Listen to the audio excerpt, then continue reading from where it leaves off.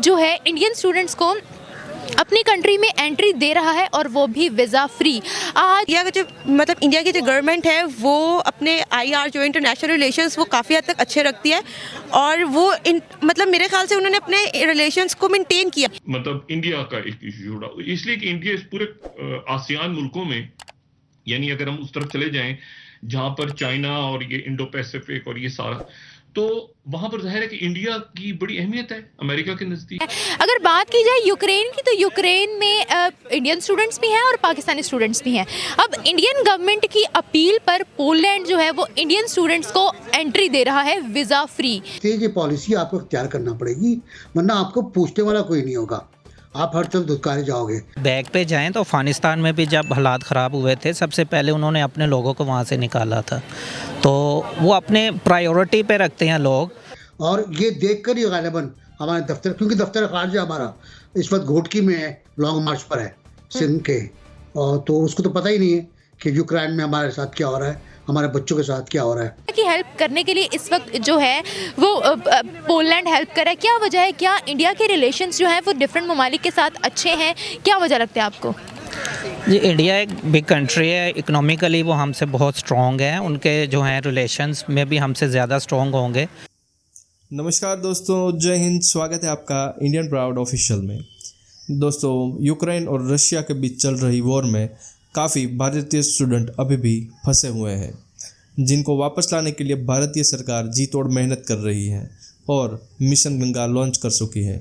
लेकिन इस हालात में यूक्रेन ने अपने फ्लाइंग जोन को नो फ्लाइंग जोन घोषित कर दिया है, जिसके तहत अब कोई भी देश का विमान उसकी हवाई सीमा के ऊपर से गुजर नहीं सकता। तो अब सारे स्टूडेंट को पड़ोसी देश पोलैंड के रास्ते भारत आना होगा, जिसके तहत पोलैंड ने भारतीय स्टूडेंट के लिए वीज़ा एंट्री फ्री कर दी है, जिसको अब पाकिस्तानी मीडिया जल कर बता रहा है। पाकिस्तानी मीडिया को लगता है कि पाकिस्तानी स्टूडेंट को पोलैंड ने क्यों फ्री वीज़ा एंट्री नहीं दी। दोस्तों, ऐसे ही बेहतरीन न्यूज़ जानने के लिए हमारे चैनल को सब्सक्राइब कर दें और बेल आइकन को दबा दें। जय हिंद, जय Bharat. Thank you for watching. हम बात करें यूक्रेन की, तो यूक्रेन में पाकिस्तानी स्टूडेंट्स और इंडियन स्टूडेंट्स दोनों ही फंसे पड़े हैं। दोनों की हालात, दोनों इंडियन और पाकिस्तान दोनों कंट्रीज़ के स्टूडेंट्स की हालात इस वक्त बहुत ज़्यादा ख़राब हैं। इसी में इंडिया की गवर्नमेंट ने जो है एक्शन लिया है और पोलैंड से अपील की है कि वो इंडियन स्टूडेंट्स को अपनी कंट्री में जो है एंट्री दें। पोलैंड जो है इंडियन स्टूडेंट्स को अपनी कंट्री में एंट्री दे रहा है और वो भी वीज़ा फ्री। आज मुसीबत आ जाती है जैसे इंडिया पर, तो जो डिफरेंट ममालिक है वो हेल्प करने के लिए तैयार होते हैं, ठीक है। जिस तरह अभी स्टूडेंट्स वहाँ पर फंसे हुए थे तो पोलैंड ने हेल्प की।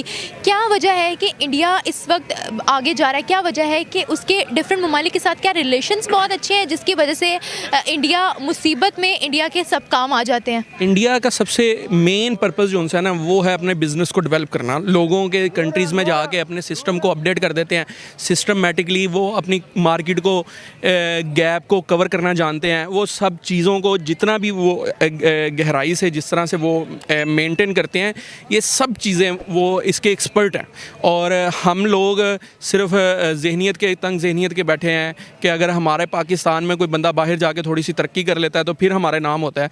हम ये नहीं कहते कि या पाकिस्तान से अगर कोई बाहर जा रहा है तो हम उसे मोटिवेट करें। हमारे अदारे क्या हैं, हमारे यहाँ पे पाकिस्तान में अगर आपने लेजेंड बनना है तो पहले आपको मरना पड़ता है। हमारे मरने के बाद यहाँ पे अब सबसे बड़ी एक नाम डॉक्टर अब्दुल कदीर खान साहब हैं, वो थे, वो मैं लास्ट डेज में वो कह रहे थे ये हुकूमत क्या चाह रही है कि मैं यहाँ से चला जाऊँ। बताएं कि हम देखते हैं कि जब भी कोई मुश्किल वक्त होता है तो इंडिया का साथ देने के लिए मुख्तलिफ ममालिक जो है वो तैयार रहते हैं। अभी भी बहुत मुश्किल हालात हैं, जाहिर सी बात है, दोनों ममालिक के जो स्टूडेंट्स हैं वो वहाँ पर फंसे हुए हैं और पोलैंड जो है वो इस वक्त हेल्प कर रहा है। आपको क्या लगता है कि इंडिया के दूसरे ममालिक के साथ रिलेशन इतने स्ट्रॉन्ग हैं कि इंडिया हर तरह के हालात से निमट रहा है?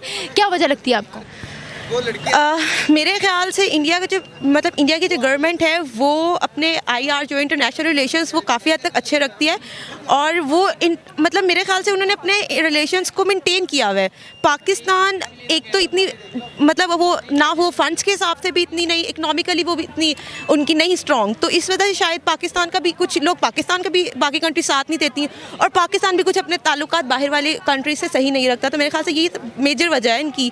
तो अगर पाकिस्तान रखेगा तो मेरे ख्याल से बाकी भी हेल्प करेंगे। तो क्या यही वजह उनके आईआर स्ट्रॉन्ग है जिसकी वजह से वो आज आगे बढ़ रहे हैं? बिल्कुल ऐसा ही है, बिल्कुल। जाहिर सी बात है, आपका खित्ता जो है, अपना इलाका देखें, अपना एशिया देखें, दुनिया की आधी आबादी चीन में और भारत पे रहती है। वो दोनों एब्सटेंड कर रहे हैं, हर जगह से एब्सटेंड कर रहे हैं। वो हिंदुस्तान जिसके बहुत करीबी ताल्लुकात हैं अमेरिका से, वो अमेरिका के हक़ में वोट नहीं दे रहा, वो रूस के खिलाफ वोट नहीं दे रहा। अरब इमारात, आप अंदाज़ा लगाइए ना कि जिसकी वाही सप्लाई मिलिट्री हार्डवेयर की वो अमेरिका से है, F-35 वगैरह सब, वो अमेरिका की हिमायत नहीं कर पा रहा और ये रूस की हिमायत नहीं कर पा रहा, दोनों की। न्यूट्रल, गैर वाबिस्ता हैं, बल्कि न्यूट्रल तो कोई लफ्ज़ ही नहीं है, गैर वाबिस्ता हैं। तो ये गैर वाबस्ते की पॉलिसी आपको इख्तियार करना पड़ेगी, वरना आपको पूछने वाला कोई नहीं होगा, आप हर तरफ धुतकारे जाओगे। और ये देख कर ही गालिबन हमारे दफ्तर, क्योंकि दफ्तर खारजा हमारा इस वक्त घोटकी में है, लॉन्ग मार्च पर है सिंध के, और तो उसको तो पता ही नहीं है कि यूक्रेन में हमारे साथ क्या हो रहा है, हमारे बच्चों के साथ क्या हो रहा है। इसी में सूरत हाल में हुकूमत ने फैसला किया है कि वो चीन और भारत और अरब इमारात के नक्शे कदम पर चलेगी। पाकिस्तानी बच्चे भी बहुत बड़ी तादाद में, तलबा और तालिबात दूसरे मुल्कों के, वो बच्चे फंसे हुए हैं वहाँ पर, तो बराह करम उनको निकालने का कोई इंतज़ाम प्रॉपर किया जाए। मतलब इंडिया का एक इशू जुड़ा, इसलिए कि इंडिया इस पूरे आसियान मुल्कों में, यानी अगर हम उस तरफ चले जाएं जहाँ पर चाइना और ये इंडो पैसिफिक और ये सारा, तो वहाँ पर जाहिर है कि इंडिया की बड़ी अहमियत है अमेरिका के नज़दीक। अच्छा, लेकिन इशू ये है कि इंडिया का जो टोटल, यानी अगर आप चले जाएं उसके फिगर्स के ऊपर चले जाएं, तो इंडिया का जो टोटल डिफेंस का बजट है सन 2000 से लेके और 2020 के दरमियान, ये मैं आज उनके मीडिया से ही फिगर्स ले रहा था, तो उनके इंडियन एक्सप्रेस में आर्टिकल है वो, लेकिन 2000 से 2020 के दरमियान उनका 53.85 यानी 53.85 बिलियन डॉलर्स का जो बजट है, कितना 53.85, और उसमें से 35.85 यानी 53 में से 35 से ज्यादा, ठीक है, ये जो है ये 66.5% दिफाई जो खर्चा उनका हुआ है, जो हथियार लिए हैं वो उन्होंने रशिया से लिए हैं। तो सबसे बड़ा उनका जो डिफेंस, यानी 35.85 बिलियन का असलहा रशिया से लिए और अमेरिका से लिए 4.4 20 सालों में, ठीक है।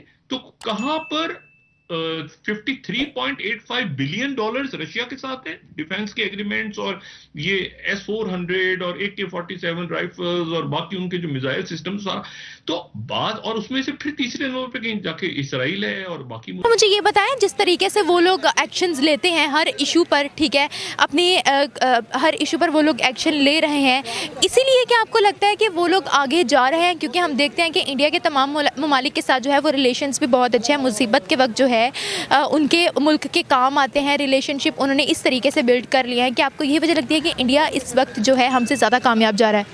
जी, अगर आप थोड़ा सा बैक पे जाएं तो अफ़गानिस्तान में भी जब हालात ख़राब हुए थे, सबसे पहले उन्होंने अपने लोगों को वहाँ से निकाला था।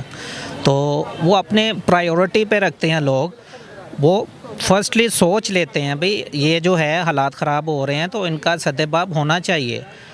हमारे ऊपर से जब पानी सर से गुजर जाता तो फिर हम सोचते हैं भाई अच्छा अब भी कुछ करना है, उस वक्त भी कुछ नहीं करते। तो ये एक डिफरेंस है जो मैंने देखा है कि उनके और हमारे दरमियान ये चीज़ है। वो सहूलतें दे रहे हैं, हम नहीं दे रहे, हम बस सोच में बयानात में लगे रहते हैं, ये कर देंगे वो कर देंगे, करते कुछ